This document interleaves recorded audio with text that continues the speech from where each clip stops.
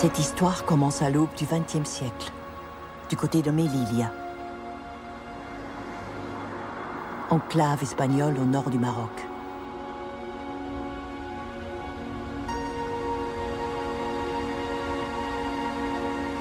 Sur un tout petit territoire peuplé de tribus berbères,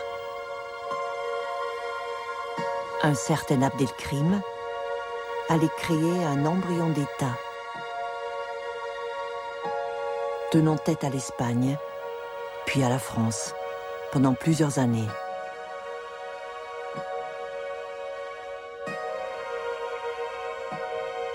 Avant d'être exilé à l'île de la Réunion, où il est filmé ici comme un piètre trophée de guerre, en avril 1927.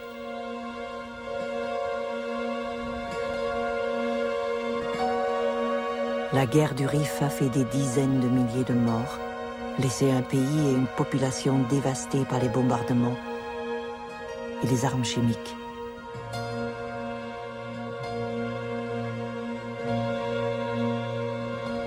Abdelkrim s'évadera au cours de son transfert en France, en 1947. Après avoir trouvé refuge au Caire, il y sera enterré en 1963, comme une grande figure du monde arabe, sans avoir jamais pu remettre les pieds dans son pays.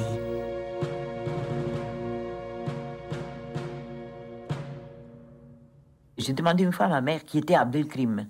Et là, ma mère m'a fait une remarque qui était, c'était un chef moro, comme on dit chez nous, c'est-à-dire un chef un rifa marocain, et qui a donné une bonne raclée aux militaires au Maroc. Et elle a ajouté, si Abdelkrim avait vaincu, on n'aurait pas eu Franco. Et puis par la suite, mon directeur de thèse, ici à Paris, à la Sorbonne, le professeur Villard, disait toujours que c'était un raccourci historique. Fantastique. C'est cette phrase de ma mère.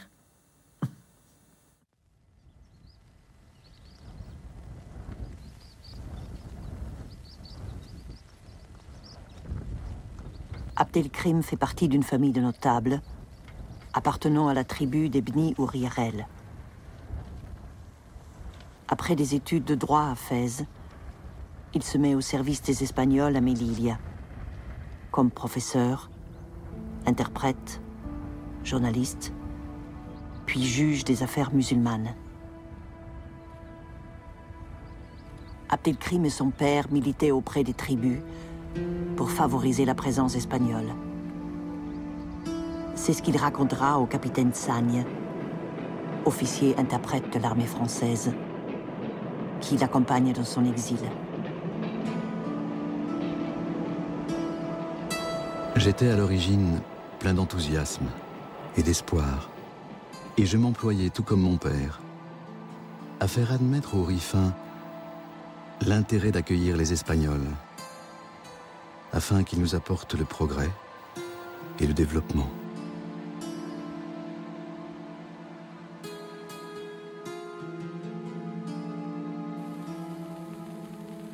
Mais l'impatience des sociétés minières allait en décider autrement. Les relevés géologiques, réalisés entre 1905 et 1907, avaient effectivement confirmé la richesse des gisements de fer à proximité de Melilla, aiguisant les appétits pour ce nouvel Eldorado.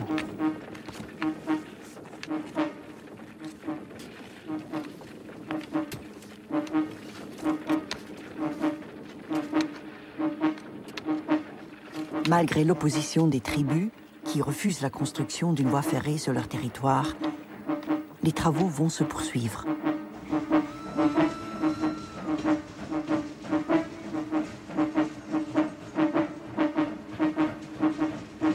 En juillet 1909, 6 agents des chemins de fer sont tués par les Rifins, donnant le prétexte à une intervention qui va se solder par un cuisant échec au Barranco del Lobo, où les Espagnols sont écrasés en quelques heures.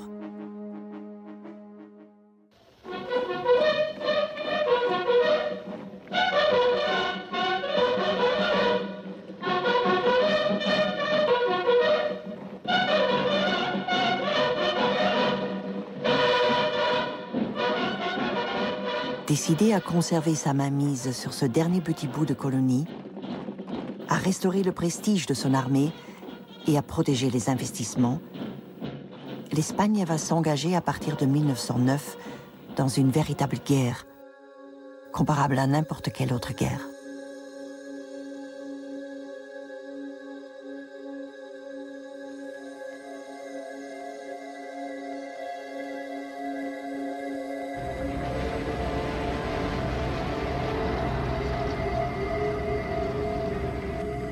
L'injustice de la conscription qui ne touche que les fils du peuple provoque à Barcelone une semaine d'insurrection qui sera férocement réprimée et restera dans la mémoire espagnole la semaine tragique. Malgré la mobilisation de forces de plus en plus importantes, l'Espagne restera à la porte du Rif pendant plusieurs années, traitant les populations avec une violence chaque jour décuplée, en proportion de l'humiliation qu'elle subit face à un pays qu'elle méprise. Le peuple ne voulait pas les guerres, il était très ennemi de la guerre, il était contre la guerre. Seulement, bon, il y avait que l'Espagne, elle voulait aussi avoir un certain prestige international. Par exemple, le chef du Parti libéral, le comte de Romanones, indépendamment du fait qu'il avait des intérêts aux mines du Rif, il disait toujours « l'Espagne n'a qu'une politique étrangère sur le Maroc ». C'est-à-dire, en ayant perdu ses colonies en Amérique, l'Espagne voulait quand même se réaffirmer au niveau international en tant que puissance. Et la seule manière de s'affirmer, c'était avoir des colonies. Un pays européen qui à l'époque n'avait pas de colonies n'était rien. C'était l'époque de grande expansion coloniale et impérialiste. La France, qui attendait depuis longtemps de s'emparer de la plus grande partie du Maroc, intervient à Fès en 1911, sous prétexte de sauver le sultan, menacé par une insurrection.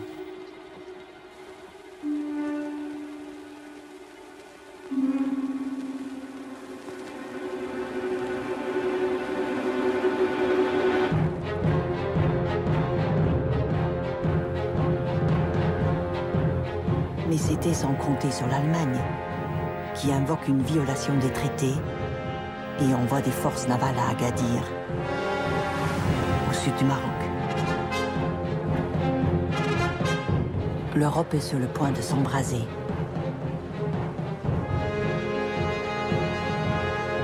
Sans la mobilisation des opinions publiques et l'intervention de l'Angleterre, qui menace l'Allemagne de se ranger en cas de conflit aux côtés des Français, la Première Guerre mondiale aurait sans doute éclaté en 1911. Les Français ont foutu le feu au Maroc par leur politique qui s'appelle l'État marocain à partir du début du XXe siècle. Le paradoxe, c'est qu'on demande à Lyautey d'éteindre un incendie que son pays a allumé au Maroc. Alors que l'Espagne ne parvient pas à dépasser la zone qu'elle occupe déjà, le résident général Lyautey va entreprendre à partir de 1912 l'occupation du Maroc français, qu'on appelle, par un doux euphémisme, la pacification. Monarchiste convaincu, Lyautey est un pur produit de l'armée coloniale. Il a déjà fait ses preuves au Tonkin, à Madagascar et en Algérie. Et par son respect de l'islam, il est apprécié des notables locaux, piliers du régime.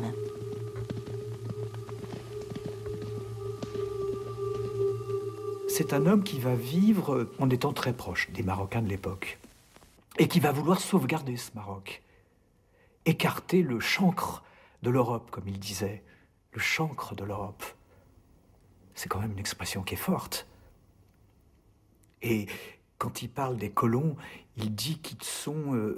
il parle du muflisme, vous voyez, mufle, il invente, c'est un néologisme, le muflisme des colons qui comprennent rien aux indigènes. Quelquefois, il dit les Marocains, mais il dit quand même très souvent les indigènes, c'est le langage de l'époque. Enfin, il y a quelquefois... On a quelquefois l'impression qu'il n'est pas loin d'enjamber la barrière coloniale. Il n'enjambe pas complètement. Mais les Marocains s'y sont pas trompés. Il y a eu une sorte de dispute entre Français et Marocains pour se l'annexer après 1918, où il y a un mythe de l'hôtel africain qui s'élabore.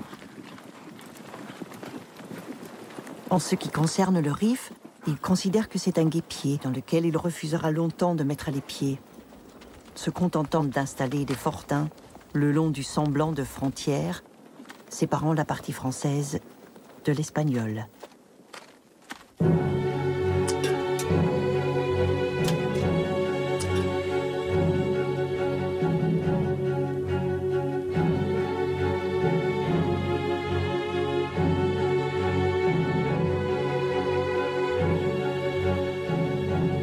Le partage du festin colonial, nécessaire aux appétits industriels et financiers européens, impose parfois des sacrifices. Tandis que les hommes s'entretuent sur le terrain, dans la violence inconcevable des armes nouvelles, les mines du Rif continuent de produire et d'alimenter en fer l'Angleterre et l'Allemagne, leurs plus gros clients.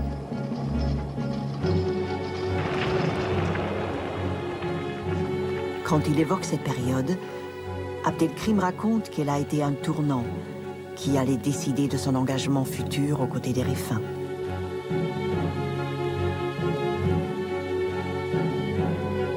J'avais fait mon possible pendant des années pour convaincre les Espagnols de changer de conduite à l'égard du Rif. Mais ils passaient leur temps à nous dresser les uns contre les autres.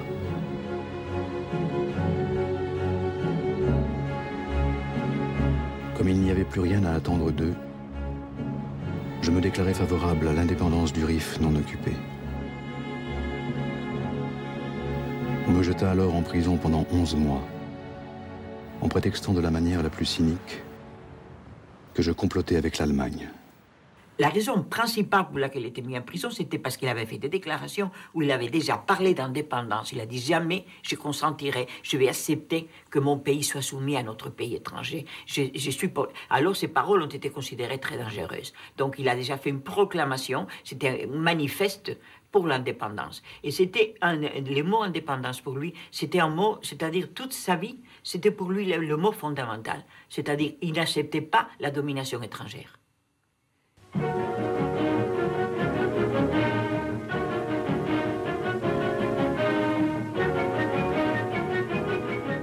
Dès 1918, le roi d'Espagne Alphonse XIII, impatient de laver l'affront de 1909 et de mettre enfin la main sur la totalité du Rif, se renseigne auprès des autorités allemandes sur la fabrication des armes chimiques.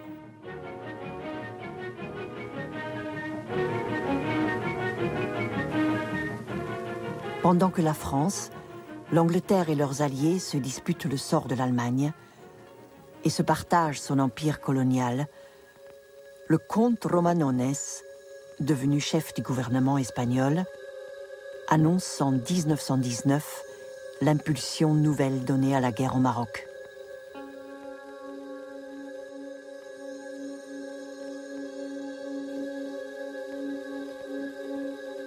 À partir de l'année 1920, le général Silvestre, choisi pour réactiver les opérations militaires, progresse à une vitesse fulgurante en réussissant à soumettre de plus en plus de tribus sur son passage.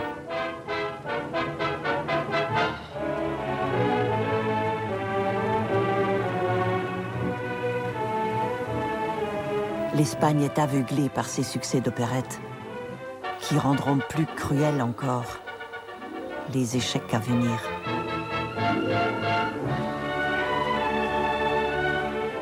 La plupart de ces conquêtes qu'on présentait dans la presse comme des grandes conquêtes et des grands triomphes militaires, en fait, ils étaient obtenus en soudoyant les notables des Kabyles. C'est-à-dire, on pactisait, on parvenait à des accords comme quoi on occupe les territoires en échange en monnayant de l'argent. Au royaume des aveugles, les borgnes sont rois. C'est à cette période que Milan Astrée fonde el Tercio, sur le modèle de la Légion étrangère française, en confiant à Franco le commandement de la première Bandera, composée de 3 compagnies.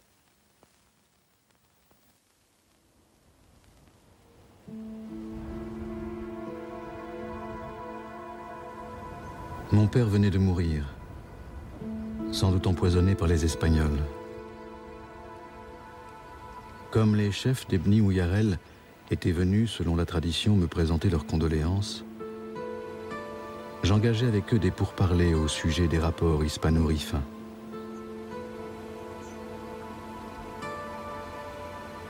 Bien qu'ils soient portés à la discorde dans les temps d'insouciance, les Rifins ne tardent pas à s'unir quand ils sentent leur liberté menacée.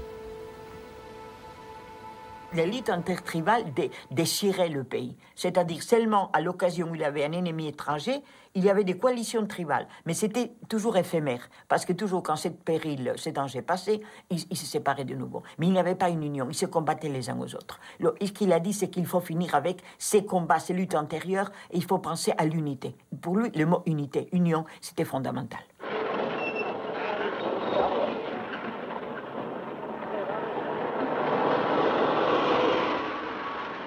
Dans les premiers jours de janvier 1921, Sylvestre s'approche du lieu-dit Anoual pour placer les bases de ses futures opérations.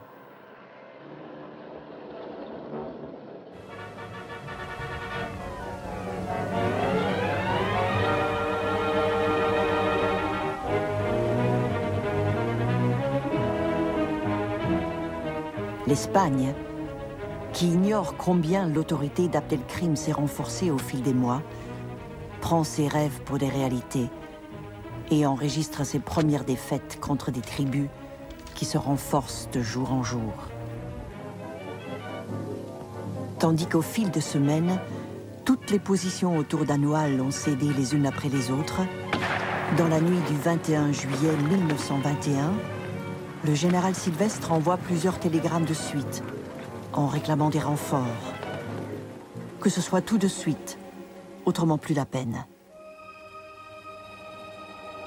À l'aube, le signal de la retraite est donné. 5000 hommes se retirent dans l'affolement, sans aucune organisation prévue pour leur défense, dévalant la montagne sous un soleil de plomb, dans une indescriptible débandade. Le scénario tourne au cauchemar. Mais cet écroulement de position, attention, il n'y a jamais eu une attaque des Rifins à Anoual. C'était la panique qui a produit la tombée de tous les postes militaires. C'est-à-dire, à un moment donné, la panique, ils ont pensé qu'ils étaient attaqués par les Rifins. C'était une fausse alarme. Et on a donné l'ordre d'évacuation de la position. Les troupes ont évacué la position dans des conditions complètement inappropriées, c'est-à-dire c'était le désordre, c'était la débandade, c'était une débâcle absolument incroyable, incroyable. Ceux qui n'ont pas été faits prisonniers par Abdelkrim sont massacrés par des tribus incontrôlées. Quand les Espagnols découvrent leur mort, quelques semaines plus tard, dans ce qu'il reste du fort de Monte Arruit, où les rescapés d'Anoual en route pour Melilla s'étaient réfugiés, ils sont épouvantés par l'étendue du carnage. 3000 cadavres se décomposent au milieu des champs. 3000 cadavres à ramasser, à identifier.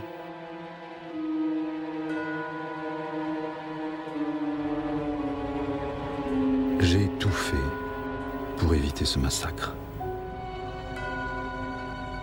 Dieu m'en est témoin. Il a été perpétré par des Rifins qui vivaient en totale anarchie et ne respectaient pas mes ordres. En ce qui concerne la débâcle d'Anoual, elle nous rapportait en plus des prisonniers 150 canons, 10 000 fusils, d'incalculables stocks d'obus et des millions de cartouches. Des automobiles, des camions, des médicaments, du matériel de campement. Pour ménager une porte à la négociation et épargner d'autres vies humaines, je faisais en sorte de ne pas occuper Melilla et je libérais les femmes et les enfants. Il sait bien que la guerre, c'est sa fin. il a profondément le sens que la guerre, c'est sa perte. Non. Il ne peut pas gagner, mais il le sait qu'il ne peut pas gagner. Et il l'a dit du reste. Dès 1926, il le déclare, et ensuite il le répétera en 1947 quand il s'évadera de guerre. Mais il a dit « Je suis venu trop tôt ». Ce n'était pas possible de faire la rupture à cette époque-là. Mais je crois que ça, il le sent profondément. Et il fait la guerre, bien qu'il sache que la guerre, dans la guerre, les puissances dominantes l'emporteront.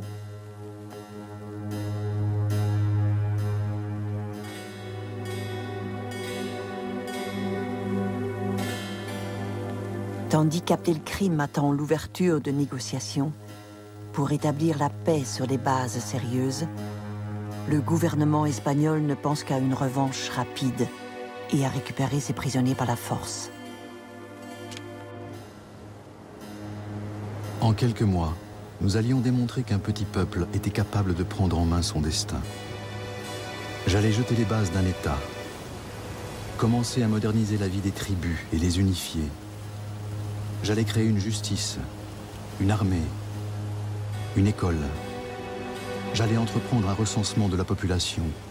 J'allais même convaincre les Rifins de payer un impôt pour financer nos dépenses. Alors que j'avais toujours dit aux Espagnols que nous leur gardions la porte ouverte et que j'étais prêt à négocier sur un pied d'égalité la libération des prisonniers, le gouvernement mena une campagne violente contre moi, me présentant comme un ennemi de l'humanité. En novembre 1921, alors que la communauté internationale est en train de bannir les armes chimiques, le grand spécialiste allemand atterrit à Madrid pour dresser les plans d'une usine aux environs de la capitale.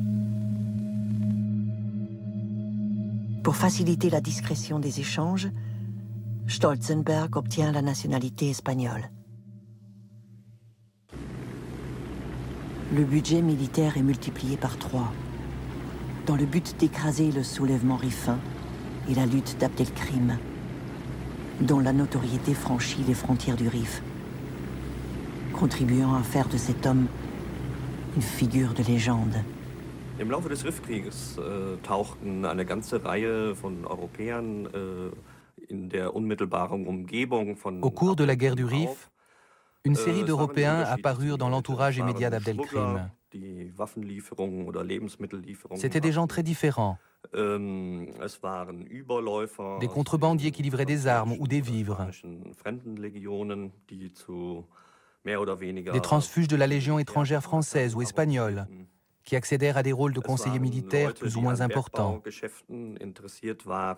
Des gens qui cherchaient des contrats miniers. Des conseillers politiques, qui pour les raisons les plus diverses, souhaitaient aider Abdelkrim dans son combat pour la reconnaissance internationale et l'indépendance.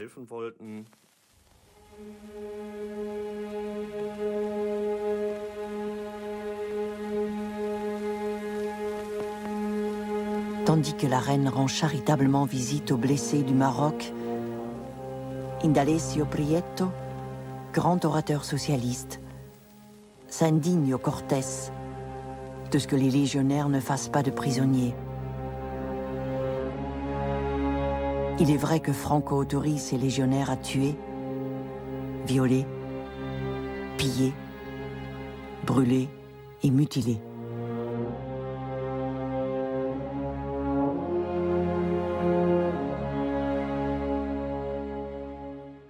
Et l'image du Rifin sous-développé et barbare est remise au goût du jour. Après l'avoir transformé en sauvage, on lui ôte peu à peu tous les attributs de l'humanité.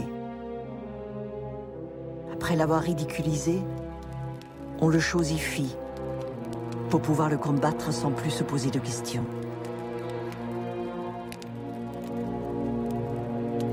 Le devoir de civiliser le Rifin cède la place à celui de l'exterminer, par tous les moyens. Ces militaires étaient en général des militaires qui faisaient partie des troupes de choc. Et c'était des officiers avec une mentalité très particulière. C'est très bien les atrocités et les actes de violence et de cruauté qu'ils sont capables de commettre, c'est-à-dire dans une guerre coloniale. Ils les ont commis par la suite en Espagne, en utilisant les mêmes méthodes que celles de la guerre coloniale. Pendant que Madrid hésite sur le sort des prisonniers espagnols, le comte Romanones, fidèle à lui-même, exhorte le gouvernement à ne pas quitter le Maroc, affirmant que le Maroc est une question de vie ou de mort, tandis que la gauche s'en prend à la politique minière qui ne justifie pas la guerre. Si la presse n'a pas de mots assez durs pour parler d'Abdelkrim, Luis Oteiza, le directeur du journal La Libertad, rencontre Abdelkrim pour témoigner de la situation et informer les familles des prisonniers espagnols qui attendent depuis 1 an leur libération.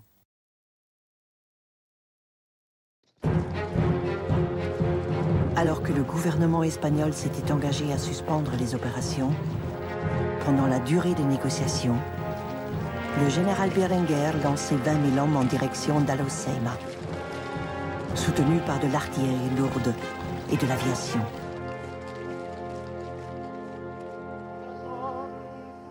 Malgré la puissance dont dispose l'armée espagnole, elle subit encore de nouvelles défaites et doit se replier, déversant sur le Rif des tapis de bombes, lui rendant sous forme manufacturée ce qui lui a été arraché.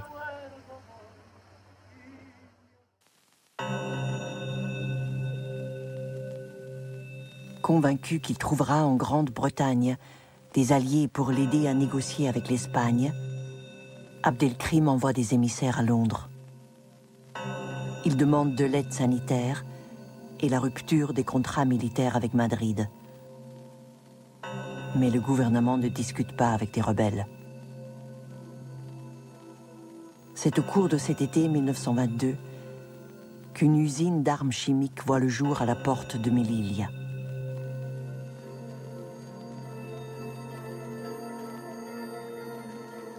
Il y a eu des conversations avec des Français et la maison Schneider a envoyé de la chloropycline, l'a envoyé d'une manière, disons, plus ou moins en cachette, en le faisant passer par des pesticides. Entre-temps, il y avait aussi des techniciens de la maison Schneider qui ont monté, ont installé un atelier pour justement la transformation de ces matières en gaz toxiques.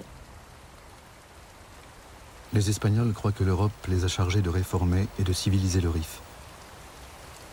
Mais les Rifains demandent: est-ce que la réforme consiste à détruire des maisons en utilisant des armes interdites? Il est temps que l'Europe, qui a proclamé au XXe siècle sa volonté de défendre la civilisation, fasse passer ses nobles principes du domaine de la théorie à celui de la pratique. Pendant ce temps, la question des prisonniers est devenue une affaire d'État. Ce qui avait été refusé à Abdelkrim pendant 1 an et demi va être conclu en quelques jours. Les prisonniers sont libérés en janvier 1923, aux conditions initiales.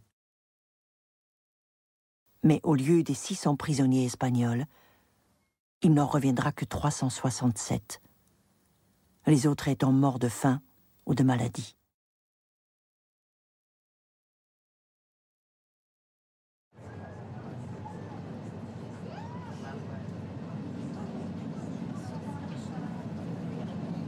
Poursuivant son chemin vers l'indépendance, Abdelkrim proclame la République du Rif en juillet 1923. Elle se dote d'une assemblée où siègent les représentants élus de 41 tribus, d'un gouvernement, de ministres, et comme toute république moderne, elle revendique son indépendance, son droit à l'autodétermination, et propose au reste du monde des relations d'État à État, dans le respect du droit international et des peuples à disposer d'eux-mêmes.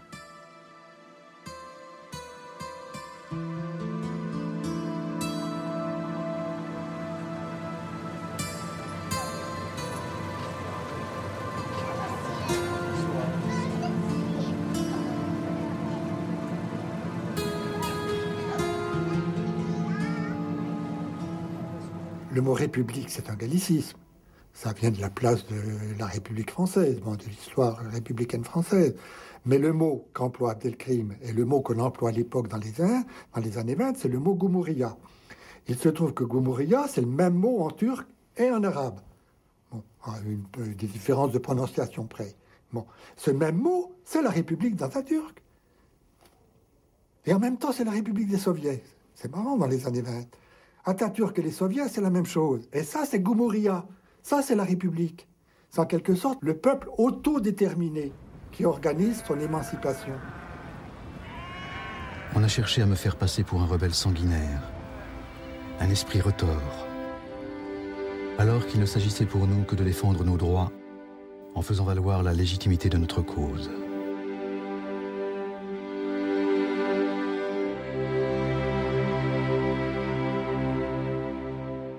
Nous l'avions fait savoir à l'Espagne aussi bien qu'après les événements d'Anoual. Nous avions déclaré la même chose à la France, au maréchal Lyautey et au sultan. Nous l'avons clamé à Londres et à la Société des Nations. Personne ne voulait entendre que nous désirions la paix, l'ordre, le commerce et l'alliance avec le monde entier. Mais puisque les Espagnols voulaient notre extermination, qui peut nous reprocher d'avoir défendu notre liberté et notre religion?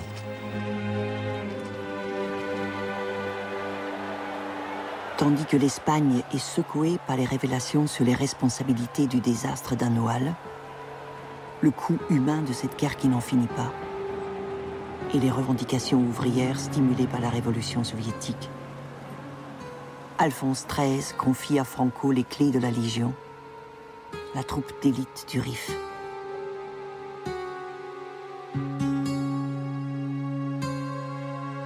S'inspirant de l'expérience de Mussolini, le général Primo de Rivera profite de l'instabilité politique et sociale pour s'emparer du pouvoir avec le soutien du roi.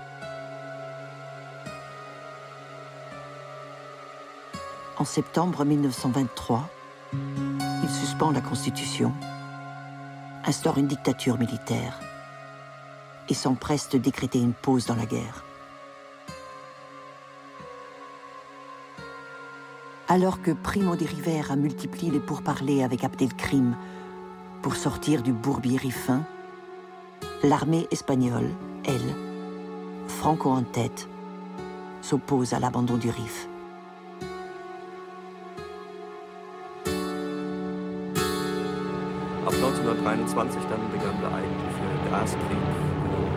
À partir de 1923, commença la véritable guerre chimique contre la population rifaine par bombardement aérien.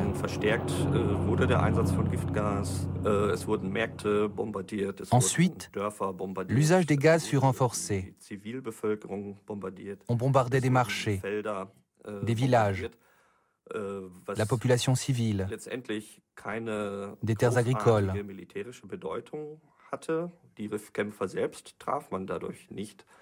Ce qui n'avait pas un grand impact militaire parce qu'on n'atteignait pas les combattants rifins.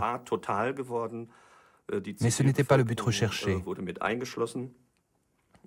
La guerre était devenue totale, englobant la population civile. Dans cette mesure, la guerre du Rif a pris une gravité particulière dans ce siècle des extrêmes.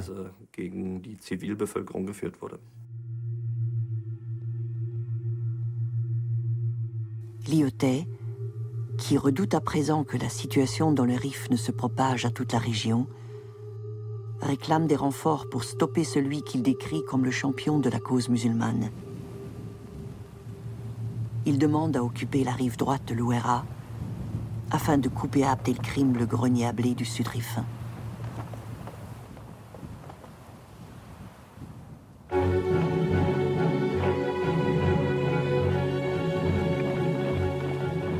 Le cartel des gauches, qui a remporté triomphalement en France les élections de 1924, au nom de la paix en Europe, envoie les renforts réclamés par Lyautey. Dès la fin du mois de mai 25, 12 000 soldats franchissent l'Ouéra avec l'assurance d'appartenir à l'armée la plus puissante du monde. Il a commandé des obus à Hypérite. Ont-ils été employés? Je pense que pendant l'été 25, les grands moyens ont été employés du côté de Biban et de Taounat. Là, vous savez, en mai-juin 25, il y a des batailles où les anciens de la guerre de 14-18 disent les combats ont l'intensité des combats de la guerre de 14-18. Après avoir battu les Espagnols au nord, en les rejetant vers la mer, plus rien ne semble pouvoir arrêter Abdelkrim au sud, où de nouvelles tribus se joignent à la lutte.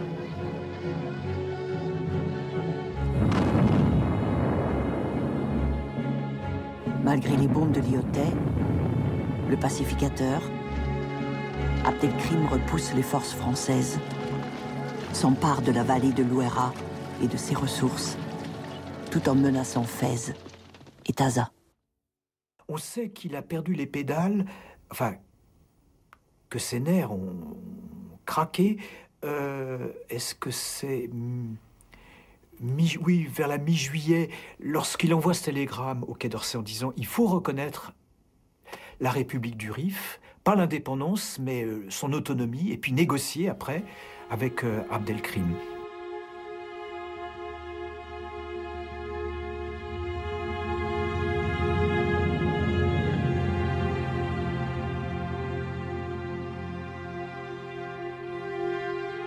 Tandis que les premiers cadavres arrivent en France, les communistes, soutenus par les surréalistes et de nombreux intellectuels, appellent à la mutinerie et à la fraternisation, multiplient les meetings et les interventions au Parlement, en réclamant un vrai débat sur la guerre.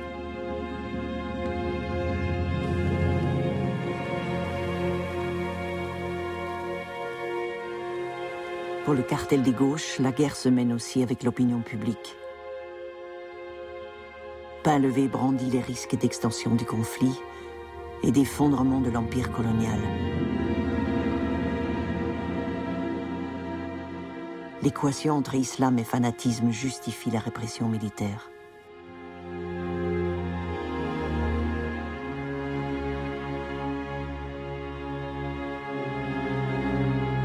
Dès l'été 1925, le maréchal Pétain est envoyé pour élaborer avec Primo de Rivera la stratégie destinée à écraser la jeune République riffaine. À partir de la disqualification, si l'on peut dire, de Lyautey, Pétain est inévitable.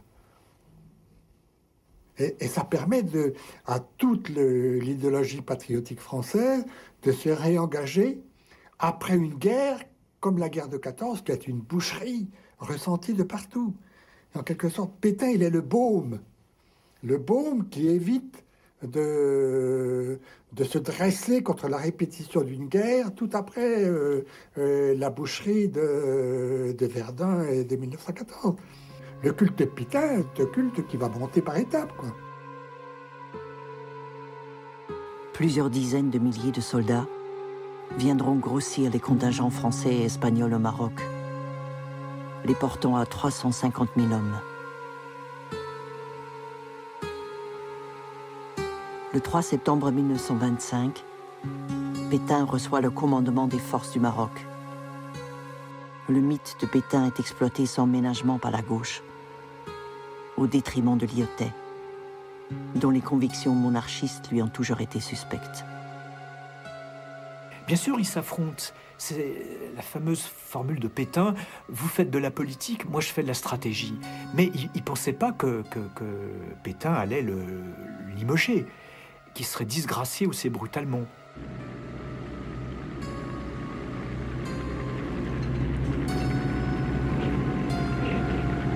Le plan d'action nécessite l'utilisation du matériel le plus moderne, à une échelle inconnue jusqu'alors dans une guerre coloniale.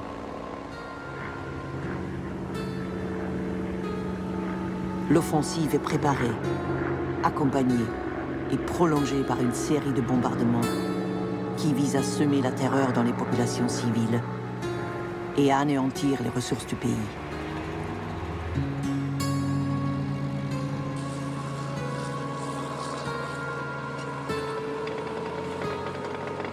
L'Espagne, qui avait essayé tant de fois de s'emparer de la baie d'Aloceima, réussit enfin l'exploit, en portant un coup fatal à la République du Rif. Franco, toujours sur la photo, deviendra à 33 ans le plus jeune général d'Europe, recevant à Paris la Légion d'honneur pour ses hauts faits dans le Rif. Malgré les appels au secours qu'Abdelkrim adresse au monde entier, plus rien ne semble pouvoir arrêter le rouleau compresseur de l'impérialisme européen.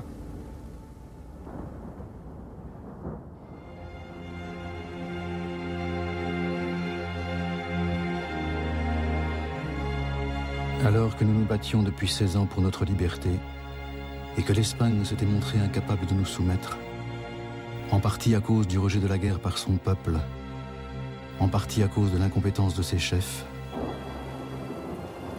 la France et l'Espagne allaient nous attaquer sur tous les fronts, en nous écrasant sous le feu répété de leurs canons.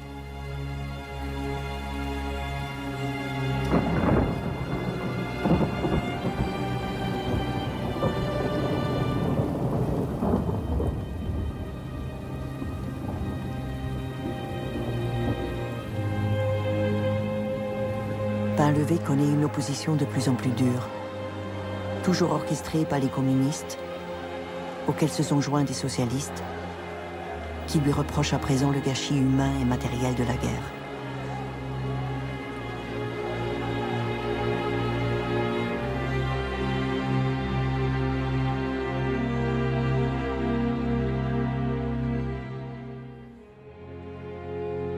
Le patriotisme fait qu'il faut soutenir nos petits soldats au nom de la patrie française quand ils sont en train de défendre nos colonies. Hein?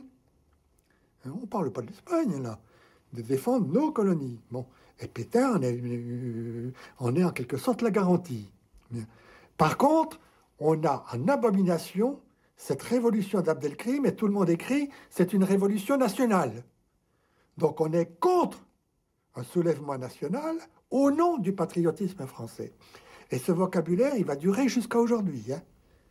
Patriote en France, ça veut dire antinationaliste des pays dominés. Ce qui explique la durée de la guerre d'Algérie.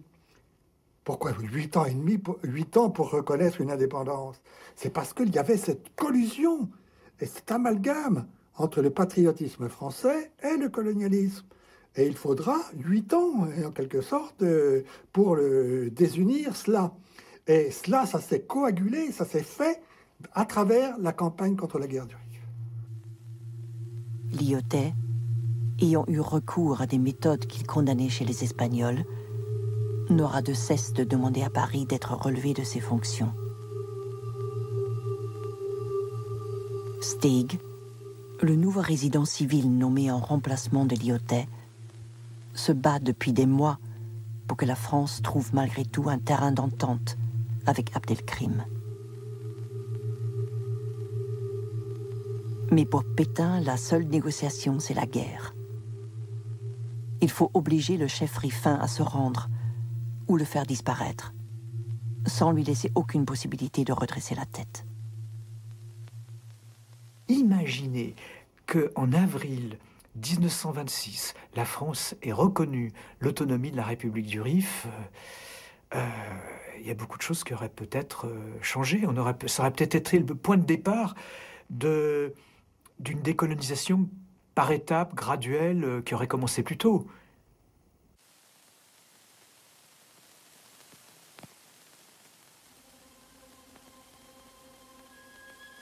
Malgré les pourparlers de paix engagés par Steig avec Abdelkrim en avril 1926, le pilonnage du pays se poursuit. Pétain va balayer en quelques semaines la résistance rifaine.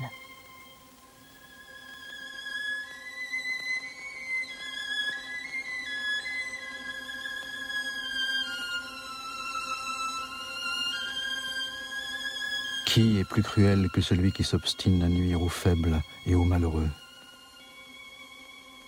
Ils ont supprimé pour nos blessés la possibilité de recevoir des soins et de voir soulager leurs souffrances. Un tel acte n'est pas humain. Et même les animaux s'en abstiennent. Je pense que ce qui a fait qu'Abdelkrim, qu'à la fin, bon, le projet d'Abdelkrim n'a pas réussi, bon, je crois parce que dans le contexte de l'époque, ce n'était pas viable cet État. Ce n'était pas viable parce que le Rif était une partie du Maroc. Du moment où les sultans ne suivaient pas, les puissances européennes n'allaient pas accepter ce dégagement d'une partie du Maroc. C'était un danger pour l'avenir aussi, pas seulement de ce qui est le Maroc, mais pour l'avenir de tous les restes des pays de l'Afrique du Nord, de lutte indépendante des autres pays. C'était un précédent dangereux. Le 27 mai 1926, au petit matin, après une nuit terrible, au cours de laquelle Abdelkrim s'interroge sur le bien fondé de sa décision, il se rend aux Français, qui le transfèrent à Fès. Der Rifkrieg ist ein ganz faszinierendes Beispiel der Kolonialkriegsgeschichte. La guerre du Rif est un exemple tout à fait fascinant dans l'histoire des guerres coloniales. C'était une guerre coloniale au retentissement incroyable, et peut-être la plus marquante de toutes.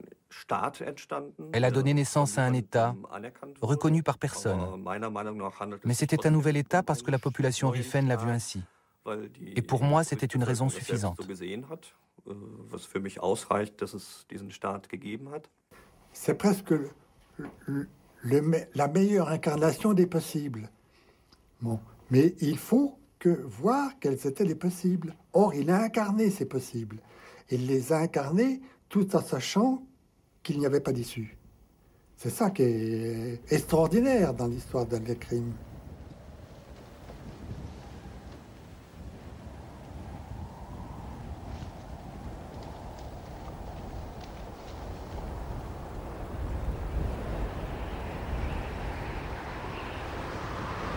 Si j'ai commis des erreurs, je le regrette.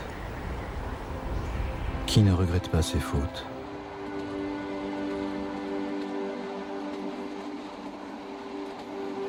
Je suis convaincu que si nous en avions eu le temps, nous serions devenus une grande nation d'hommes libres.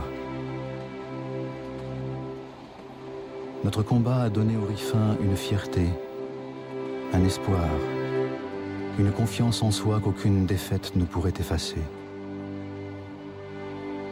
L'aspiration à la liberté et à la détermination de notre peuple durera au-delà de la puissance de nos oppresseurs. Je suis venu trop tôt, mais j'étais convaincu que nos espoirs se réaliseraient un jour. Cette guerre, l'étranger nous l'a imposée. Nous avons été battus, mais vous aussi.